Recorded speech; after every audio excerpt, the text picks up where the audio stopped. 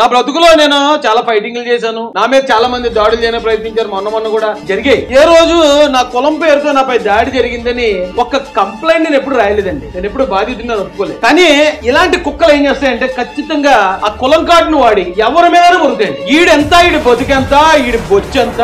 ఈ బొచ్చుగాడు వచ్చి చంద్రబాబు గారిని, లోకేష్ గారిని, పవన్ కళ్యాణ్ గారిని విదేశాలు పారిపోకపోతే నేను మీ పెక్కట్టు చేస్తానండి. మరి ఇలాంటి బొచ్చుగాళ్ళని ఏం చేయాలండి? ఒరే జాడా ప్రియుడు, నేను నీకు సవాల్ ఇసిరాను అప్పట్లో. ఈడు ఒకసారి ఏమన్నాడు ఏంటంటే, నేను పలానా కోర్టులో ఏదో నేను ఉద్యోగం చేసేటప్పుడు రాజేష్ అంటూ వచ్చి నా ముందు చేతులు కట్టుకుని నిలబడ్డాడు అన్నాడు ఈ కుక్క. అప్పుడు నేను ఇంకో సవాల్ ఇచ్చాను. ఒరే నువ్వు నిజంగా నీ అబ్బకే పుట్టుంటే, ఒకరికే పుట్టుంటే అది ప్రూవ్ చేయరా. ప్రూవ్ చేయకపోతే నీ అబ్బ నువ్వు 10 మంది పుట్టినట్టే అని అప్పుడు కోపంలో అన్నాను. ఓకే, ఆ తల్లిని మనం అవమానించుకోవడం కాబట్టి ఇప్పుడు అంటలేదు. కానీ ఈ కుక్క ప్రూవ్ చేయలేదు. ఇప్పుడు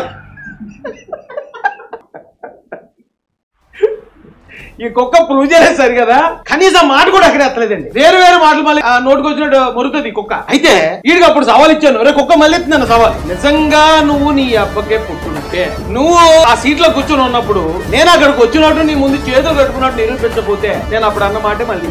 ఈ కుక్క వచ్చి ఇప్పుడు తెలుగుదేశం పార్టీలో ఉన్న ఎస్సీ మాల నాయకులు తిడతారు. మరి తెలుగుదేశం పార్టీలో ఎస్సీ మాల కార్యకర్తలకు ఎవరికైనా కోపం వచ్చింది అనుకో, ఈ కుక్క సూటు పరిస్థితి ఏంటి?